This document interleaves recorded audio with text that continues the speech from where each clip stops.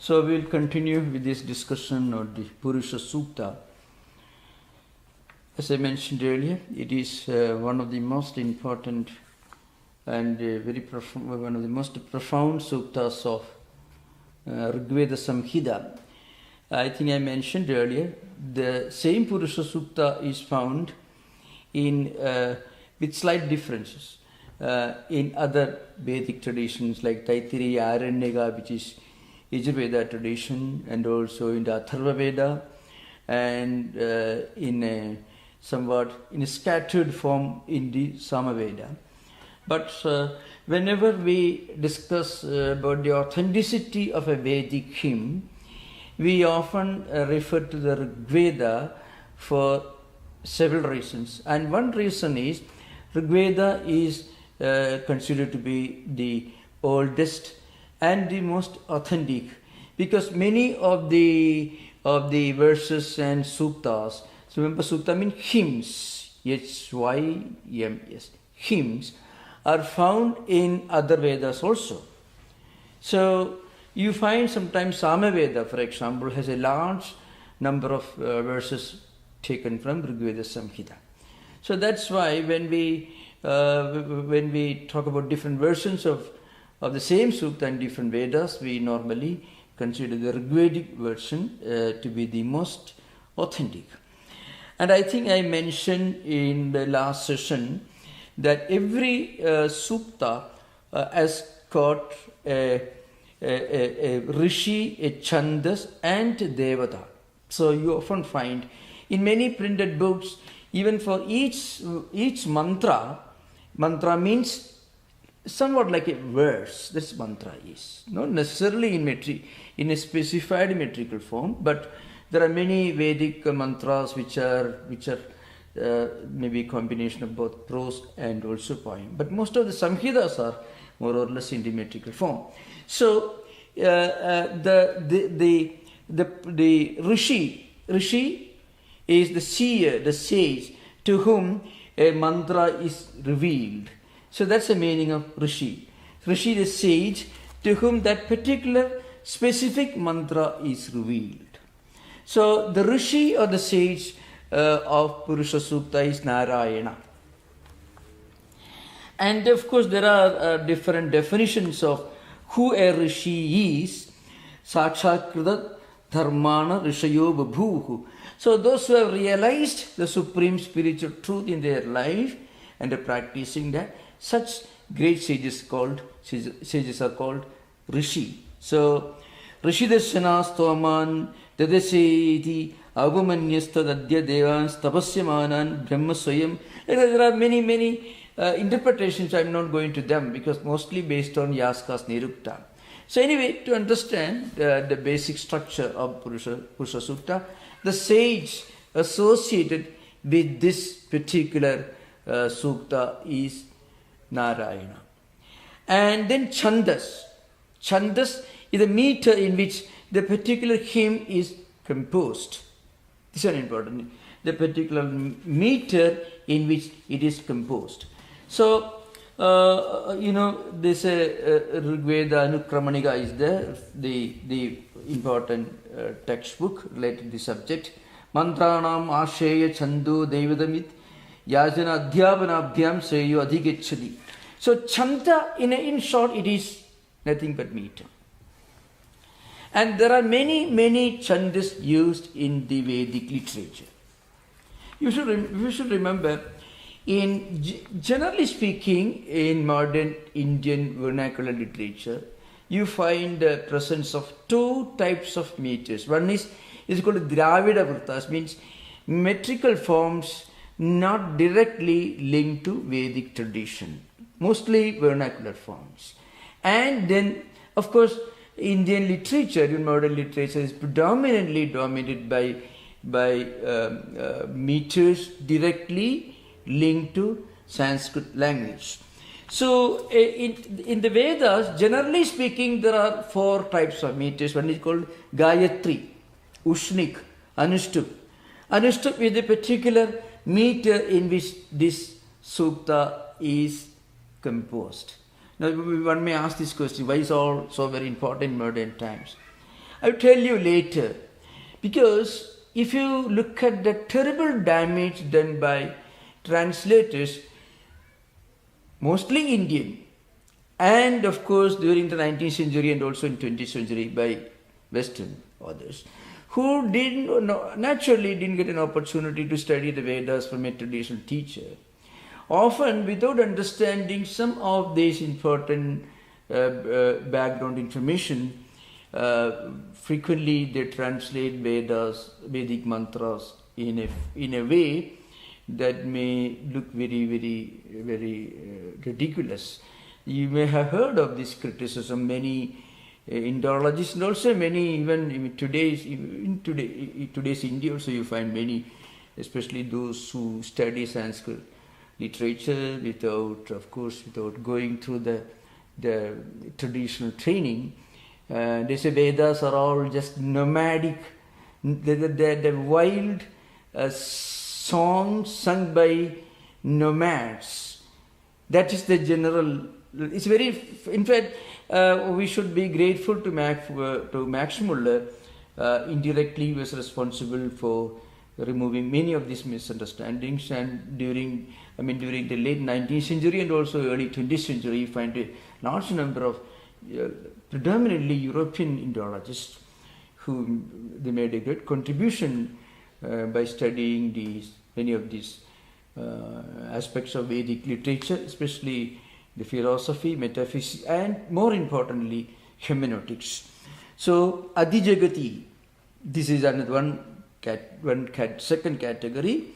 Shakuri, Adishakuri, Kshatashti, then Kriti and Pradima, Upama, Sama, etc. I am not going to those details because they are not directly intelligible in the present context to many of our listeners who may not have the background of going through all these verses. But to be very brief, what I would say, there are three important aspects specific to each sukta.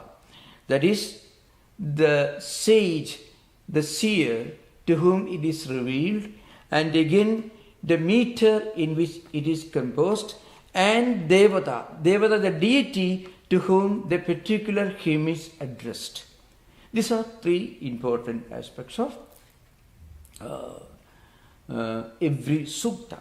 Now, the sage to whom this Purusha Sukta was revealed is Narayana, and the Devata, the deity that it is addressed to, is Purusha.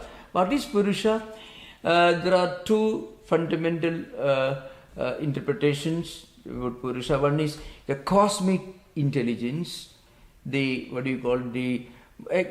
you can think of a monotheistic creator God who is all-pervading. It's called Virat Purusha, the all-pervasive dimension of Brahman. This is one interpretation. But the interpretation that we are going to follow right now is the interpretation of Purusha as the ultimate, all-pervading, immanent, transcendental reality, Atman or Brahman. So now we will come to the first sukta. First mantra of the sukta. Sahasra Sisha Purusha, Sahasrasha Sahasrapat, Sabhumim Vishudo Vrutva, Atyadishtat Dashankulam. So sometimes I say Sahasra Sisha Purusha, like there is a way of chanting, because when we discuss as a philosophical text, we will read it as it is printed, more like a prose, because better understanding. So the other way of chanting, and just a few words, there are different traditions of chanting, different styles of chanting, no less than 10 different ways of rote memorization and chanting the Vedic mantras. They call Vikritis and Prakritis, different styles, which are mostly must have been designed by the early teachers to make it impossible for anyone to forget what they study when they are small. If you study from verse 1, after that 2, 3, let's say, and then after 1, 3, 5, 7, like that, if you go, and again you come backward, different ways, So I think I discussed this in my introductory lectures on the Samhita, Jada, Mala, Shikha, etc. That's not relevant in the present context. You can listen to my own introduction of Rigveda Samhita, which is available to YouTube, of different styles of Prakritis and Vikritis. Okay, now coming to mantra. So the first word is Sakasrashira Purusha. This Purusha has got 1,000 heads. So many translations 1,000-headed. The 1,000-headed man, using some kind of a Hulk, which is huge and muscular with 1,000 heads. Like that's the impression that may come to anyone who reads the basic translation, as Purusha is 1,000-headed. But 1,000 here doesn't mean 1,000. It means in Sanskrit asankhya or innumerable, infinite number. That's the meaning of Sahasra. So, the whole creation is pervaded by the presence of the divine, the fundamental divine. And Sahasraksha, Sahasrava. Again, 1,000 eyes, 1,000 feet, and Sabhuming Vishwado Vrutva. The great commentator Sayanacharya writes, that Purusha, he is all pervading everywhere. It envelops the entire creation. And the statement is given here is, Sarvata Pariveshtya Vishwataha Vrutva, means it is encompassing, all enveloping, is all embracing, it is all pervading. That's the idea behind. By the word Purusha itself, the implication is this divine reality is immanent. Puri Sete iti Purushaha. That Purusha, the divine spark, the divine reality, is residing within this body mechanism, which itself implies that it is distinct from the body, different from the body. So Sarirendriya Vedirektatva, Shankaracharya referring to this particular verse in the commentary says Sarirendriya Vedirektatva, means this, if we suppose somebody tells you are living in a room, it implies that you are not a room. At the same time you are present in the room. But in this context, this Purusha is all pervading. It is not limited to that room. And also, then one important point is mentioned, Desha Angulam Ati Adishtan, mean Atyadishtat Deshangulam. The translation may read, I don't have the English translation in front of me. You can, if you see, you find it projects by 10 inches. That's Deshangulam. What it means? So the idea is this. After this, I will come to the fundamental principles of interpreting Vedic mantras laid down by the great linguists and philologists of ancient India. So this Purusha is, by the word Purusha, the implication is, it is the immanent spiritual reality present in everything, everywhere. And Sahasrasesha, Sahasraksha, Sahasrapad, 1,000, it is endowed with 1,000 heads, 1,000 feet, 1,000 eyes, means it is all seeing, all pervading, all encompassing. Then it says and again, so everything in this world is the Purusha. Then Atyadishta Dashangulam. Dashangulam Atyadishta means it projects out by 10 inches. Angula means roughly some kind of a calculation in India. Inches. What does it mean? Its transcendental dimension is implied here. It is all pervading, but also it is beyond this all-pervading universe. So, the transcendence aspect or the transcendental dimension of Purusha is implied by the last word, Atyadishtat Dashankulam. Now, after this, let us see what is the justification for this kind of interpretation. Well, to begin with, many of you may have this fundamental idea of interpreting Veda mantras. Adhyalmika, Adidevika and Adhibhautika. I mean, there are different ways of interpreting the Vedas, which I am not going to detail. But there are certain important points to remember when you read Vedic mantras and the words and what and how you interpret the meaning of these words. For example, to begin with, the most fundamental, the earliest attempt to develop a definite hermeneutics in the interpretation of Vedic mantras. That contribution was made by the school of philosophy known as Mimamsakas, or the school of Jaimini, the school of ritualistic philosophers of India. They did not believe that the Vedas talk about it. Vedas taught some kind of a higher philosophy. They did not accept that. Rather, according to them, this is a very, very interesting idea to remember. According to them, Vedas are meant to teach you how to perform certain rituals. That's the only purpose of Vedas. In fact, I told many times earlier that for the first time, a great philosophical idea to Vedic mantras was actually the contribution of Shankaracharya. Because there were many interpreters of Vedic mantras before Shankara, beginning with Yaska, Mahidhara and others. Mostly ritualistic interpreters. So according to them, the only purpose of Vedic mantras was to teach you to perform certain rituals, Vedic rituals. Altogether there are 14 major Vedic rituals, Sapta Haviriyajnaga, Sapta Soma Yajnaga. I mean, certain types of Vedic rituals which involve offering different auspicious things in the fire.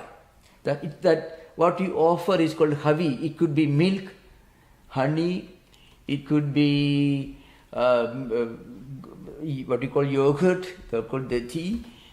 Any of these grains, cooked food, all these used to be offered to different deities with certain mantras for long life, for a progeny, for wealth, mostly for going to heaven.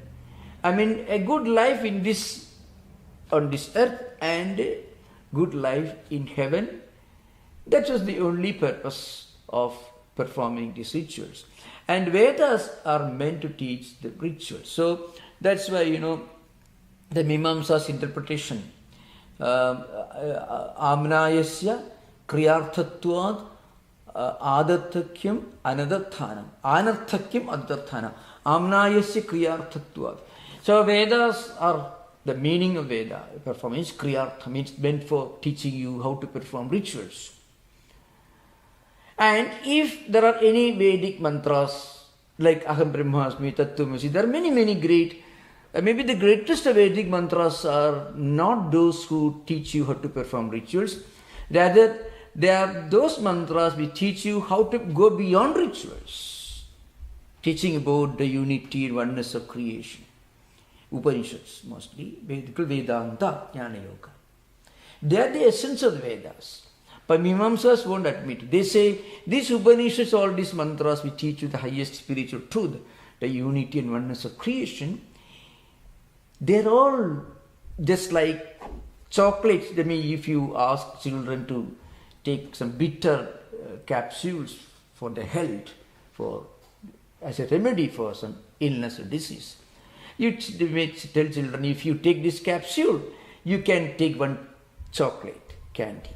So like that, it's called Arthavada. I mean, just to tempt you, well, if you do this, you can get this kind of heaven.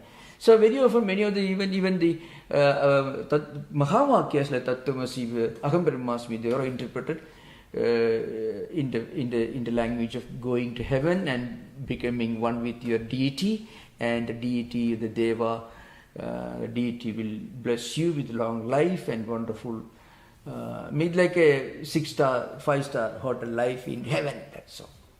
Remember, you have to remember, Heaven in the Mimamsa tradition is different from what it means, what it implies in the Abrahamic tradition. That should be understood very clearly. Heaven has some connection with a spiritual experience in Christian tradition that you don't find in Mimamsa tradition, which is just a good life. So according to Mimamsakas, the criteria Sudhi, Lingam, Vakyam, Pragaranam, Sthanam, Samanyam, Samakhya, Urkasamya. These are the 6 fundamental criteria for judging and interpreting Vedic mantras, called the fundamental hermeneutic principles. That is, the particular indication, the sentence, the context, and also where it is located, and the general meaning, and also the technical vocabulary, all these. Now, based on these, there is a more legible, more intelligible way of analyzing this. So, for example, the sentence, the literal meaning of the word. Remember, we are going to explain that again. The meaning of a word may not be what it means in the dictionary.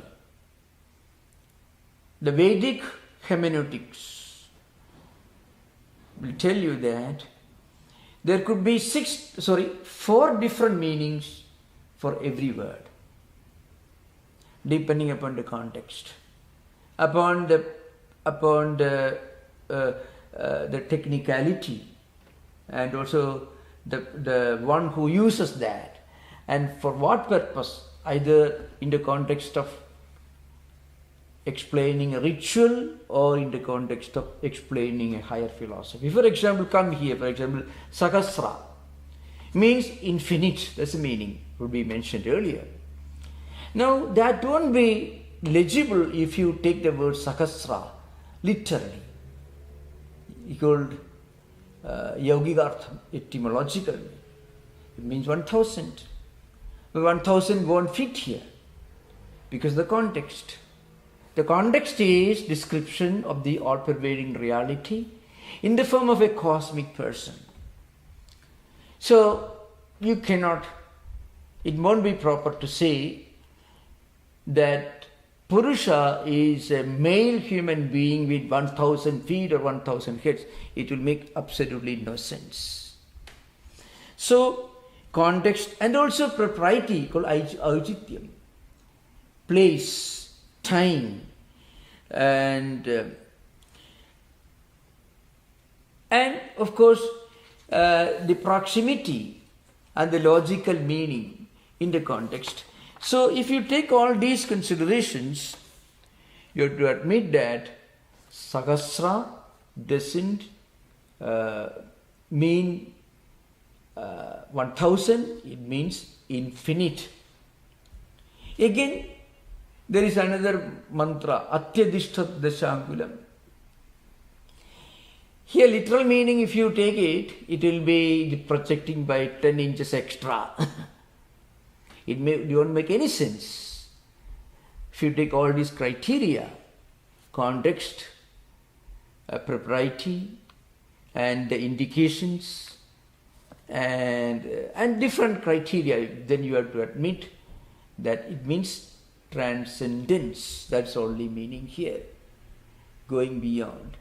This divine reality is present everywhere, present in everything, and also it is a transcendental. If you say that this divine reality, Atman, is present everywhere, then it can become some kind of a pantheism. But that will be totally illogical in the context of, in the particular context of the Vedas here. So issue means transcendental. That's the idea behind.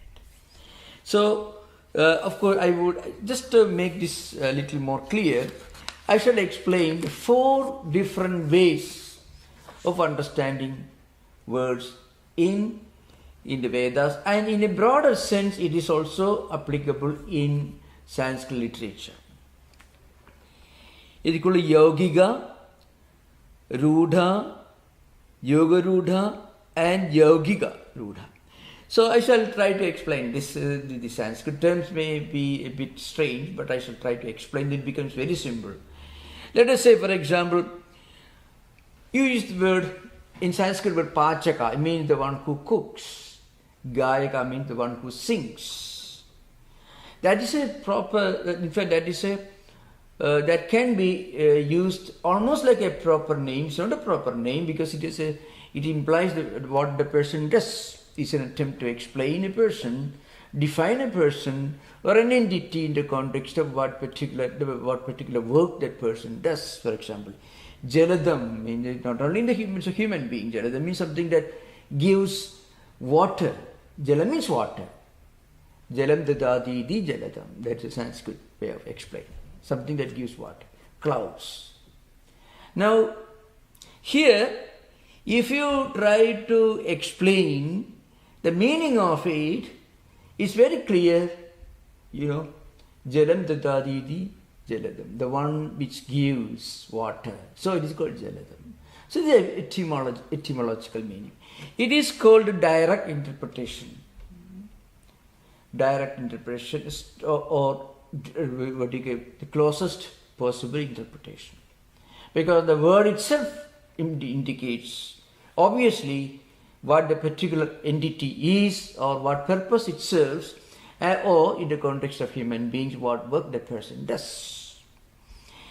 Another interpretation, for example, is a simple thing, for example, called rudham. Rudham means conventional meaning, different from etymological meaning. For example, most of the common names may be in English also. Churchill. It may have some connection with some clergyman in the past, but Churchill is the name of a person. Not doesn't mean somebody who goes to a church or somebody linked to a church. So it's very obvious. I'm giving an example from English because it's only possible in a very approximate way. But in Sanskrit, for example, a person may be called Sundara. But a person may not, Sundara actually means handsome or beautiful, whatever. But his figure or form may not do full justice to the real etymological meaning of the particular person. But he has got a name which his father, mother gave him or gave her. So the point is, it is a rudha meaning, conventional meaning. A meaning which may not necessarily indicate or directly link to the etymology. What the avayavartha means, if you try to analyze the different words are coming together. So it could be Damodara means. So, or there are many Sukumara. Sukumara also means somebody who is good to look at it.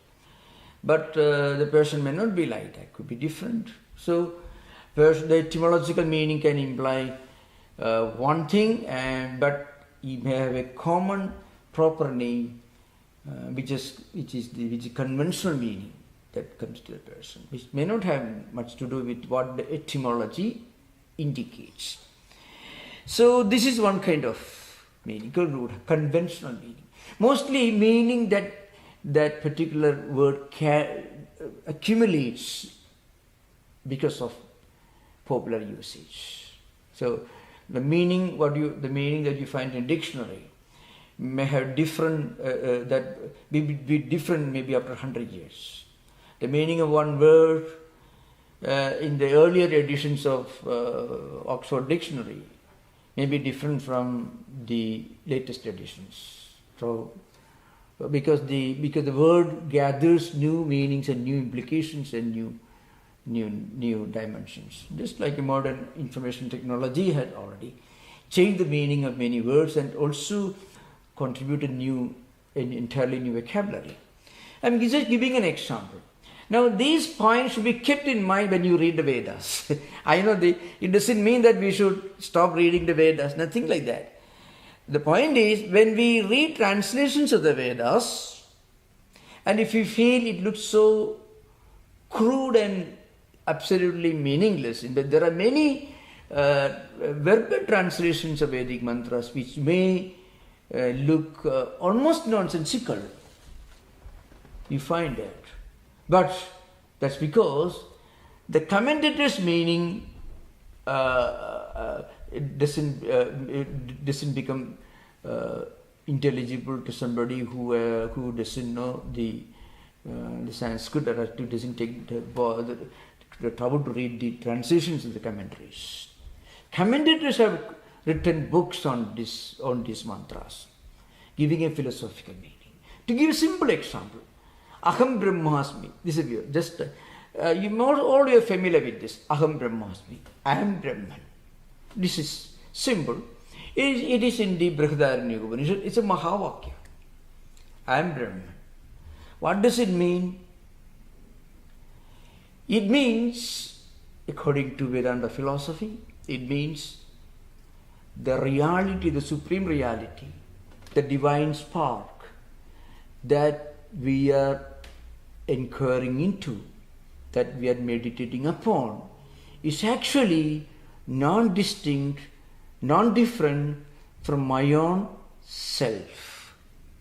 If you look at yourself, not a physical entity, not a psychophysical mechanism, but something within all of us that is divine, the divine spark, and that divine spark is present everywhere. It is the beginning of existence, it is existence itself, it is also the essence of everything. So this is the real meaning of Aham Brahmasmi Mahavakyam. That Mahavakyam has absolutely no significance according to ritualist philosophers, apart from Arthavada. It's just some kind of temptation for you to perform some rituals. But if you take the literal meaning of it, I am Brahma, that's really, if you translate in English, I am Brahma. And Brahma, you got Brahma is you can find Brahma's picture, and you won't consider it's a compliment if somebody calls you Brahma, because Brahma's picture shows you 4 heads. You don't like to be compared to somebody with the 4 heads, at least. No. So this is what you really understand when you write in English, and also Indian vernacular also. I am Brahman. So you won't say, I am not Brahman, I am Mr. George or John or something. What it means is, when you read Shankaracharya's commentary, what it means, the truth that we are searching, the ultimate truth, the all-pervading, the immanent, the transcendent reality, Atman. That is non-distinct and non-different from my own true self. I am that one. Not the physical body, not this psychophysical mechanism, but the divine spark that is present in me, that gives me existence. That is the same as the origin of the universe, the essence of the universe. That's a real meaning. So that's why, there are different ways of interpreting. Then just to make it a little more interesting, you take the word Udbhid. The word Udbhid. Udbhid actually means something that that thrust upward. Certain insects, certain ants, they from within the earth they move forward. Or some plants, sprouts, they pierce through the outer layer of the soil and they grow into tiny plants. That can be called an Udbhid. That's a literal meaning. You may call it yogic artha, meaning literal meaning. But it also is the name of a particular kind of Vedic ritual, Udbhid Yaga, Udbhid Yajna. So we can see this. Again, there are certain words which you can analyze, but it has got a specific indication or implication. Vishnu, the word Vishnu. If you look at the dictionary, ordinary Moni Williams or Apte, you find Vishnu. Vishnu is the name of the Hindu Trinity, the one who preserves the universe, the one who is responsible for preservation of the universe, Vishnu. Krishna was Vishnu's incarnation. So Vishnu is one of the trinities of Hindu pantheon. But the real meaning of Vishnu is Vishnu Vyapnoti Vishnu, the one who is all-pervading. Now, air is all-pervading, but you don't call air Vishnu. When you use the word Vishnu, it only means the deity in a Krishna temple or Vishnu temple. Air also can be called Vishnu if you go to the etymology of it. Vyapnoti, Sarvam Vyapnoti. That means that which is all-pervading, spreading everywhere. Air also is all-pervading, but you don't call air Vishnu. Only the Holy Trinity, Vishnu, is called Vishnu. So, like that, there are different ways of interpreting and finding the true implication of a Vedic Shabda.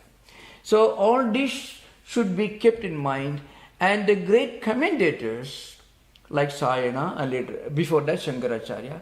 Sayana came out 350 or 400 years after Shankaracharya. So they have given different interpretations of these Vedic mantras. If you don't study, at least one can read books which are written according to the interpretations, translations which follow the interpretations of Sayana or Shankaracharya. That will be very intelligible. Otherwise, to be very frank with you, many of the Vedic mantras may look like some poetry of some primitive people, but it is not so. This is an important point, remember. Not only that, another important point is that in Vedic tradition, they used a language which is irregular, and every word can have its root, and root can have different meanings. So anyway, there's another area of Vedic hermeneutics that we'll discuss on a later occasion. So what's the meaning of this first mantra? First of all, this Purusha, the supreme reality, it is the macro dimension of the entire existence. It is also the micro dimension. That's why many commentators, many writers interpret Purusha in the light of Tattwamasi Mahavakya, which is from Chandogya Upanishad. That means that Paramatman, the supreme reality. That is the real implication of this word Purusha. So the next mantra is Purusha eva evedam sarvam. Idam sarvam Purusha eva. All that you see in front of you. I mean the whole cosmos, cosmic experience that we experience during waking state, during dream state and during deep sleep state is also Purusha. So if you read the Sayana's commentary, you find those of you can read, so Sahasrapad, Sahasra Netraha, Sahasrapadaha, Sahasraksha. So you can find this Purusha is of the nature of infinite number of eyes and feet and heads and so on. It's all pervading nature. Next mantra is, Idam Sarvam Purusheva. Means whatever you see during waking state, with your eyes open, with your mind acting in collaboration with your eyes, what you see as visual experiences, all these constitute Purusha. So the entire creation is one spiritual entity. It's all directly linked to Advaita. Idam Vartamanam Jagat Sarvam Purusha Eva. So Sayanacharya makes no bones about it. He says Paramatma Rupa Eva. It is Paramatman alone. Remember, the same Purusha Sukta was interpreted by Ramanuja, by other non-Advaita schools of philosophers as a monotheistic creator God, full of compassion and love. That interpretation is perfectly all right, no doubt about it. But we are here concerned with the Advaitic interpretation. Purusha Sukta is one of those suktas which closely fits in with the Advaitic as well as Visishtadvaitic interpretations. This is one of those suktas. But there is not much scope for interpreting in terms of dualism of Madhvacharya. But it perfectly can fit in with the Shankaracharya's Advaita interpretation as well as Ramanuja's Visishtadvaita, the non-qualified Advaitic interpretation. But sorry, it's called qualified Advaita. It's called Visishtadvaita. Both Visishtadvaita and Advaita can be accommodated when you interpret this Purusha Sukta. One may ask the question, why should we interpret both? Actually, these are two levels of human spiritual evolution. I mentioned this earlier. In our spiritual evolution, there is a gradual evolution, a gradual way of growing up spiritually. Becoming spiritually more mature. From without to within, from many to one. That's how we grow spiritually. So, somebody who worships his deity or his idea of God in any tradition, any religious tradition, even if actually a Christian can very easily worship his idea of God in the light of Purusha Sukta. But there is another aspect of Purusha Sukta that we'll discuss on a later occasion. It is called Yajnana Yajnana Deva, etc. Means it is also interpreted in terms of Yajna. So at that time we'll discuss this. So Purusha Sukta can be used by any religious traditions when they look upon their God as a compassionate, all-knowing reality, or going beyond that, if you reach the Advaitic level, as a transcendental, attributeless, immanent, divine principle.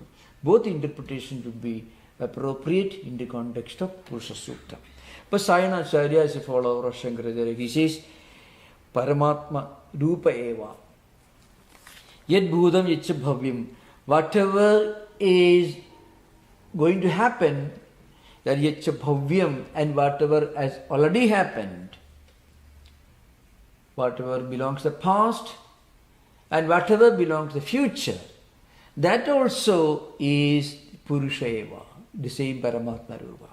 So, when you mention whatever you see around you, for example, idam, during waking state, when you open your eyes, what you experience, that is the same Paramatman. Also, what belongs to the past, yad bhudam, adhita jagat, and bhavishyat jagat. Adhita jagat means that which belongs to the past, and bhavishyat jagat means that belongs to the future. What has already happened, what belongs to the past, what belongs to the future. The three time dimension. This Purusha is existing, pervading in all the three dimensions of time, the past, present and future, or pervading, immanent and transcendental. The word Purusha itself implies the immanent nature, and then Sahasrasha, Sahasrapa, etc. Sahasrasisha, Sahasrasha, Sahasrapa. This Purusha is endowed with 1000 heads, 1000 feet, 1000 eyes, etc. Implies its all-pervading nature. That's where the principles of Vedic hermeneutics becomes very, very important, very relevant. Because unless we understand these principles of Vedic hermeneutics, if we just read the English translation, it won't make sense. It's deeply mystical. Remember, this truth was revealed to a sage, a seer, in meditation. And remember, when you are in meditation, you don't write anything. When you come out of it, when you write something which you experience in meditation, it will be an approximation of what you experienced. What you write after, remember, if you If a person collects a huge pile of papers and fountain pen, and every day he goes on writing poetry or short stories or dramas, whatever it is, as a carpenter makes furniture, that poetry, that creative literature won't be worth reading. The greatest literary work also is the greatest philosophical work. That's an important thing. Vedas are deeply metaphysical, but Vedas also constitute highly literary. The highest flights of literary mysticism is also the highest, represent the highest flights of metaphysical contemplation. So these ideas were revealed to the sages and later the rules. So what you write about an experience will be an approximation of what you actually experienced. This is an important thing to remember. So when you write about something that you experienced, then you can only write in this manner, all pervading. You may not write all pervading. I saw it infinite number of eyes and feet and heads and so on. And also I found it belongs to the past, belongs to the future, belongs to the present. I saw whatever I saw, it was same Purusha. And then I understood whatever belonged to the past is also the same reality. And whatever belonged to the future, also the same. So, the highest truth can be expressed only in the language of silence. Antaya Bhuvadinam Anantaya Mukham. It's come from Yajurveda. Antaya Bhuvadinam Anantaya Mukham. The language of the infinite is silence. The language of the finite is verbosity, so to speak. So, that's why Yadbhudam Yacha Bhavyam, whatever belongs to the past and whatever belongs to the future, that is also Paramatma Rupaiva, the same Paramatman, the Supreme Self, Supreme Atman. Then Udamurdattasya Ishanaka. So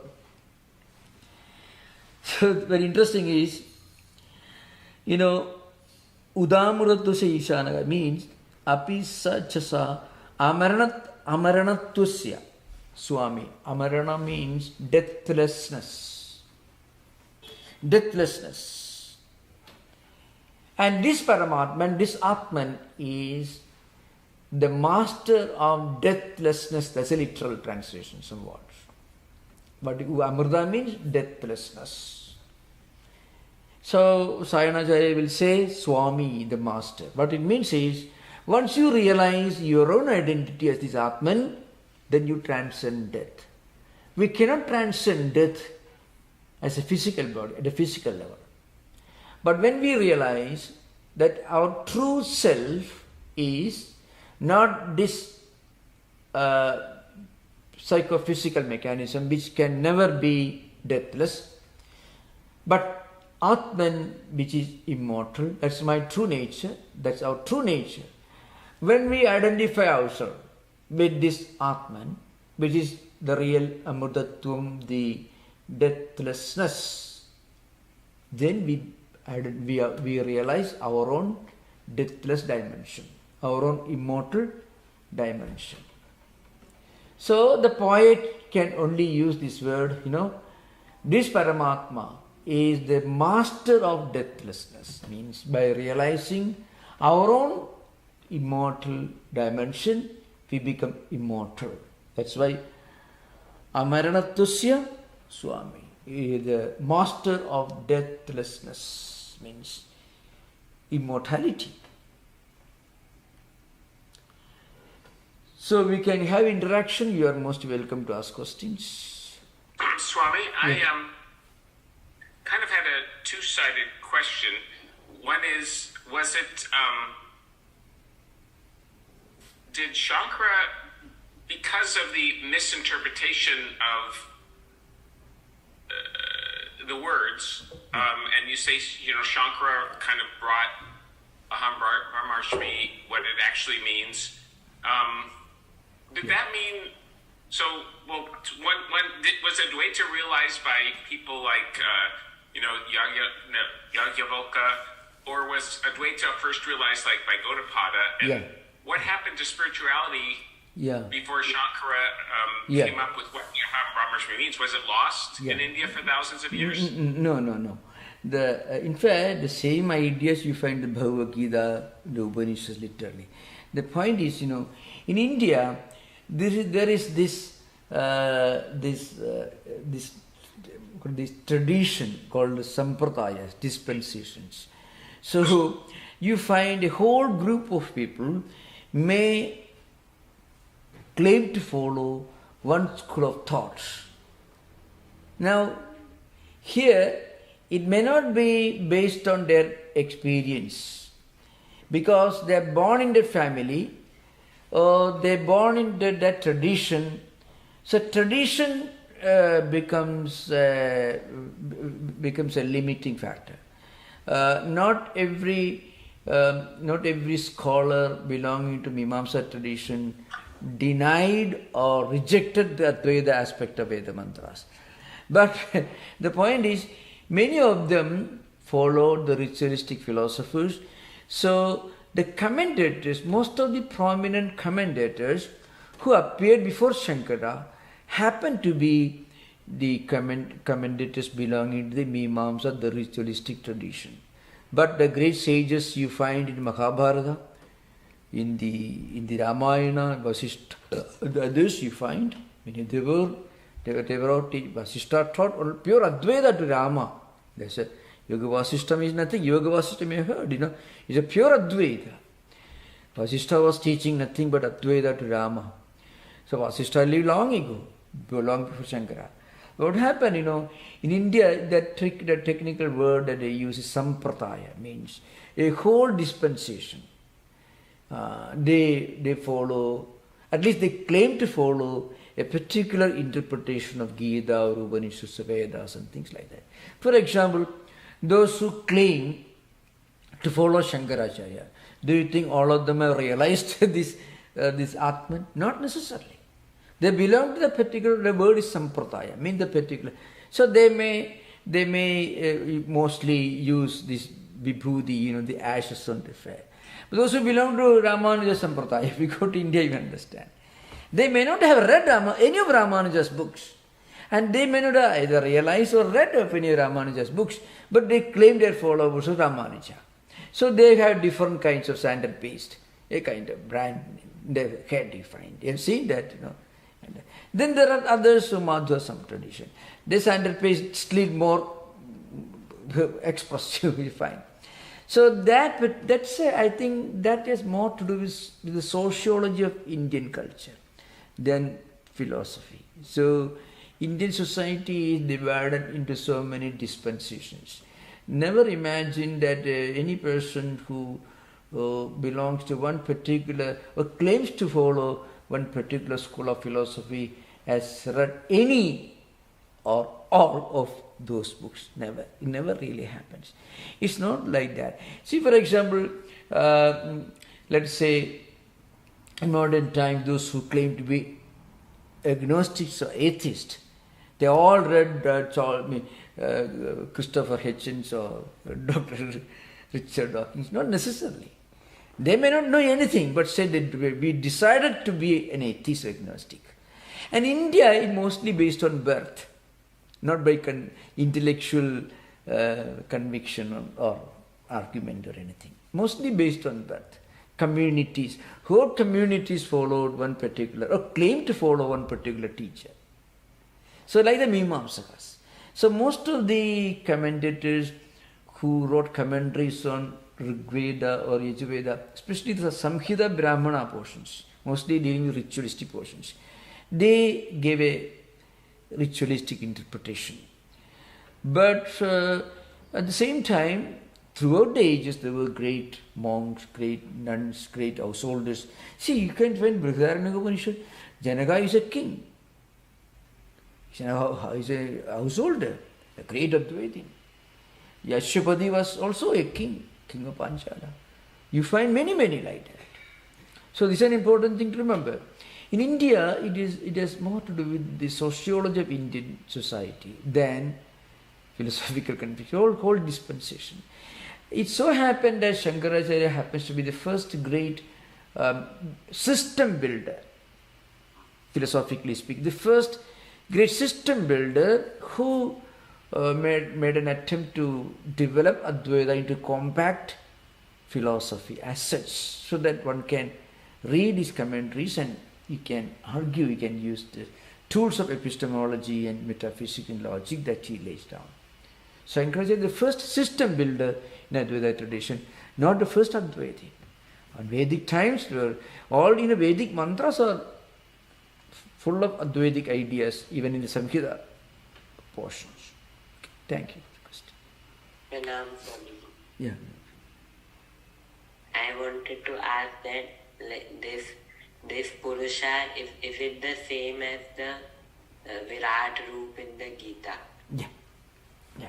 In fact, I told earlier there are two interpretations. One interpretation is Virat Purusha. The other one is going beyond, transcending the Virat as Atman. So the one word, Atyadishtha Dashangulam, you find the last portion of the first mantra. That means that indicates the transcendental dimension of Purusha. So, commentators like Sayana gave an Advaitic interpretation, but there are places where it is clearly the Virat Purusha. Now we are now making an academic study, very interesting study. Not that we should know clearly what Purusha is and we should do something about it. No. It's a very interesting way of studying different aspects of these ancient Vedic suttas, So you find, again you may ask the question, what's the difference between Virat Purusha and Atman? So two levels of spiritual evolution. Understanding the absolute reality as Virat Purusha, the all-pervading divine person, cosmic person, is perfectly okay, but when we evolve further spiritually, then you find the true nature of that Virat Purusha, the all-pervading cosmic person, is the all-pervading transcendental divine principle called Atman.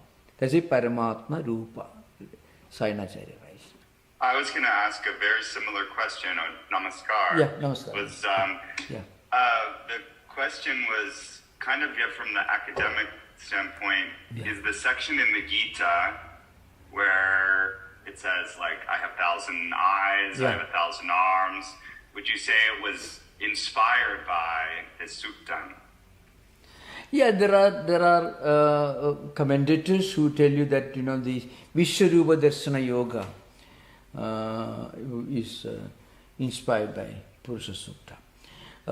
As I told you earlier, Purusha Sukta is an important document, Narayana Sutta and Purusha Sutta, both important for Vaishnavites, they interpret it that way.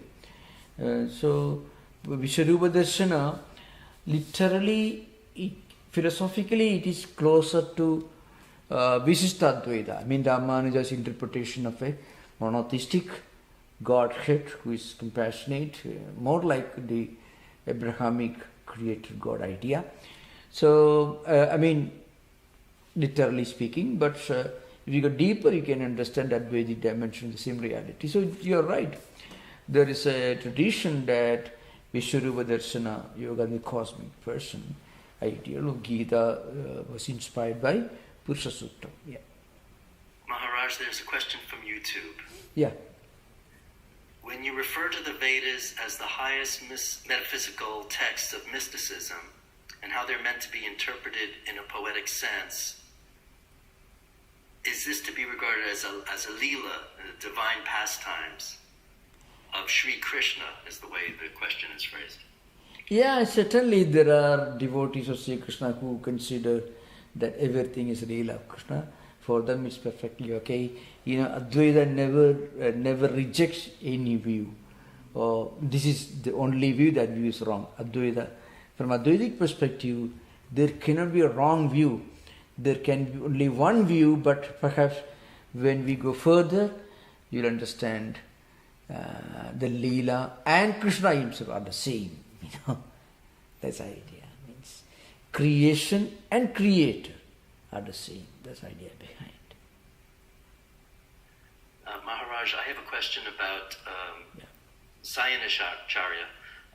In the Advaita lineage of the teachers, you said that he comes about 250, maybe not 300 years after Sayana maybe more than 300 years after Shankara, something like that, And his prominence is quite large?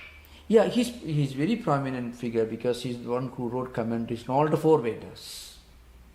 No one has written commentaries on all the four Vedas. His predecessors, Mahidhara and others, they didn't write on everything. Sayana's great contribution is, he was linked to, his tradition was linked to Vijayanagara Empire, which he acted in a way as a custodian of Hindu heritage for almost 300 years in the south.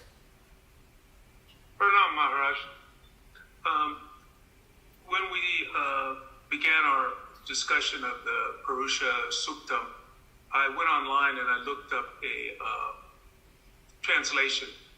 And one of the statements that it says on here, it says, though the Purusha Suktam is difficult to explain, a difficult text to explain, the Purusha Sukta gives us the essence of the philosophy of Vedanta. Yeah. Would you say that's correct? That's absolutely correct. And I don't think, of course, it's not difficult to explain because Sayana has done a very beautiful, quite simple, very simple Sanskrit commentary on Purusha Sukta in the Rigveda Samhita. Of course, Sayana mostly, my teaching is based on Sayana's commentary.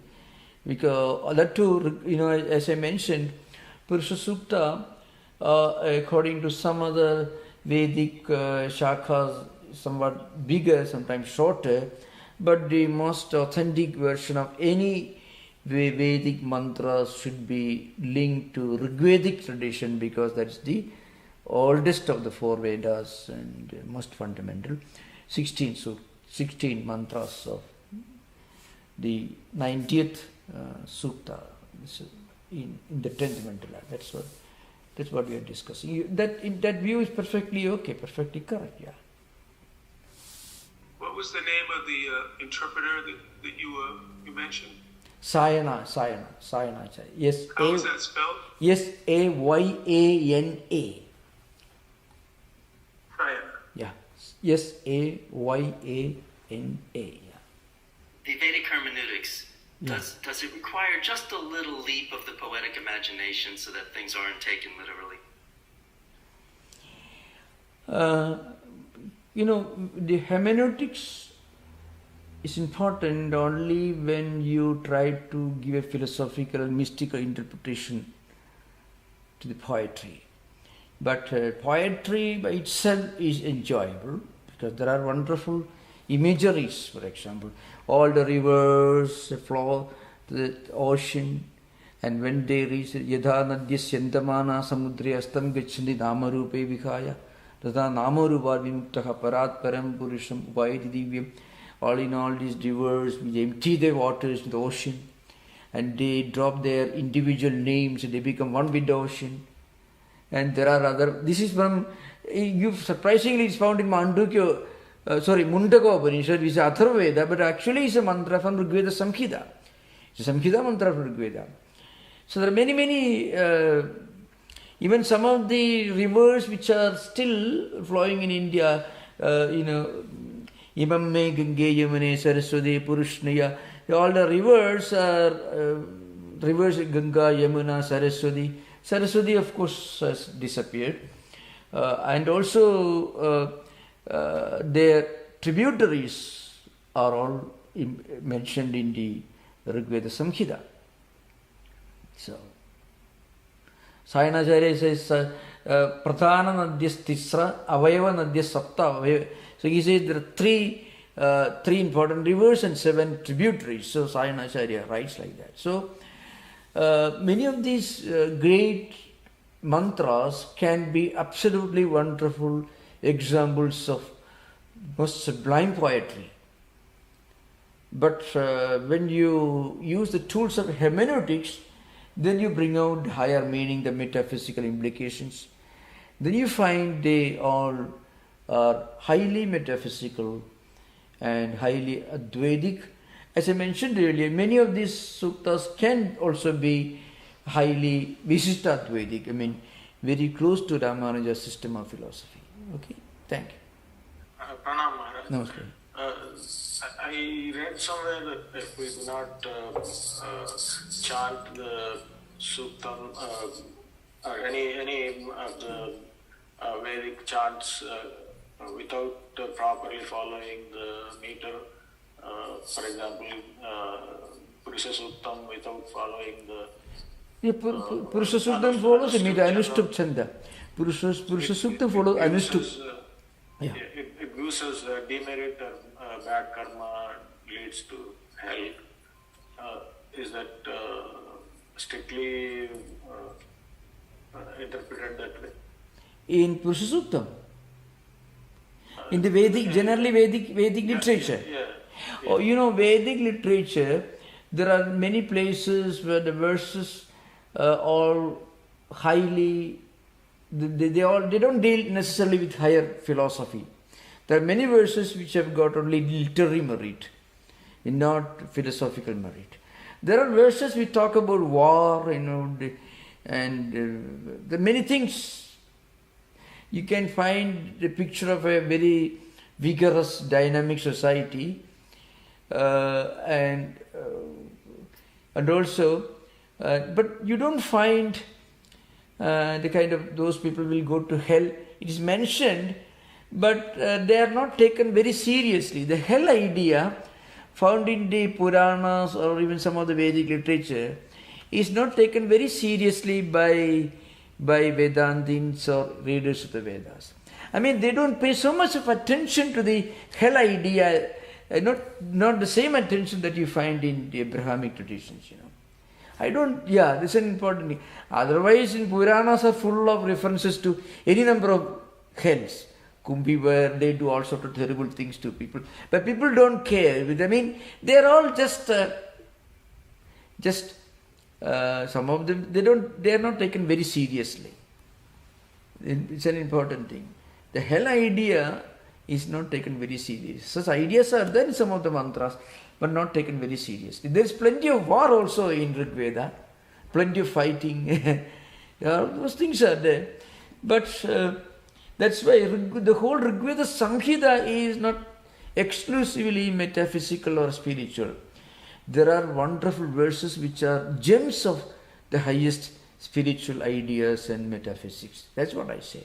Not every mantra need to be taken as most sublime, spiritual, metaphysical. There are verses which reflect the sociology of those times, the lifestyle of those times, the social struggles and conflicts of those times, all are mentioned here, So you can find. Okay, thank you. Thank you. Thank you. I wanted to ask that I have heard that Gita is a secondary praman, but I have felt that it's why it is secondary, because it is so important. Okay, now when you talk about pramanas, we are talking about three fundamental canonical literature, means fundamental traditions. One is Vedas, Sruti, Pramana. The second is Smriti Prasthana, that is Gita. And the third tradition is Brahma Sutras. Not least important, but these are three. Now here, Gita is only a commentary of Vedanta. Gita is supreme because in Gita, in 700 verses, you find all the most sublime teachings of all the four Vedic traditions are enshrined in the Gita. Samasta Vedartha Sara Sangraha Bhudam Durviknyayartham. Shankaracharya in his Bodhgata commentary says, Gita is the condensation of the essence of all Vedantic ideas. So Gita assumed so much of importance because Shankaracharya in 8th century wrote a commentary. Before Shankaracharya's commentary came into existence, Gita, as we understand today, was not such a celebrated tradition or book. This is an important thing to understand. Gita, the earliest and most authentic interpretation, and of course by far the best interpretation, is Shankara's interpretation. And in that book, he interpreted Gita as the condensation of all the most sublime spiritual and philosophical teachings of all the four Vedas. Samasta Vedartha Sara Sangraha Bhudam means condensation of the essence of Vedas. So it became so prominent. But that Gita itself is a commentary of Upanishads of Vedanta. So which should be more important? The commentary comes only after the book on which the commentary is written. Isn't it so? So that's why Vedas are important, the first, then Gita, and then of course Brahma Sutras, which logically analyzes the important statements from the Vedantic, mostly from Upanishads, and establishes the idea that Advaita is the essential, the essence of all the four Vedas. So please remember, Gita is important, but Gita is mentioned and second only because Gita is based on Vedanta, means Upanishads. And Upanishads are the most sublime teachings of Vedas. Remember, Vedanta means the essence of Vedas, the last word of Vedas. So naturally, Upanishads should come first as pramana, then only Gita, but actually they are of equal importance. That's why at the end of each chapter, Gita is often equated to Upanishad, Upanishadsu, Gita-su, Upanishadsu. So Gita is called an Upanishad, is equated to Upanishad. Okay, thank you. Maharaj, there's if you'll permit, there's one last question from YouTube. Most welcome. Yeah. Shankaracharya says to ignore the scriptures if your own experience conflicts with them. Do any other scriptures or texts before Shankara discuss this concept? Oh, anything that ignores. See, remember, in the highest sense, your ultimate mandate is your own experience. At the same time, scriptures are not to be ignored because scriptures are important because scriptures teach you about things that your sensory perception cannot teach you. Scriptures are important. See, when you open your eyes, you don't see Atman or anything there. So actually, in a way it is true. We understand higher things of even worldly experiences only when we close our eyes and think. When you just open our eyes and try to look at things, we get something. But the true nature of what we see with our eyes, we can infer only when we close our eyes and think. Mind goes deeper into what you have seen openly. Now, scriptures tell you what the eyes and ears and the sense of touch and smell and taste cannot teach us. So that's why alaukikam means that which is not worldly, that doesn't belong to the empirical. That higher wisdom is the gift of the scriptures. But again, after studying the scriptures, we should reason and then we should make it our experience. But one important point is our experience should not contradict reason. Our experience can go beyond reason. Our experience should not contradict scriptures, but our experience can go beyond scriptures. Should not contradict, but should go beyond. It may go beyond, but will not contradict. That's the idea behind. Scriptures and reason can join together, but experience actually transcends both. So thank you for those wonderful questions. We'll conclude today and we'll continue next week. Most welcome. Thank you. Om Shanti Shanti Shanti Harihi Om Tat Sat Sri Ramakrishna Pranamastu.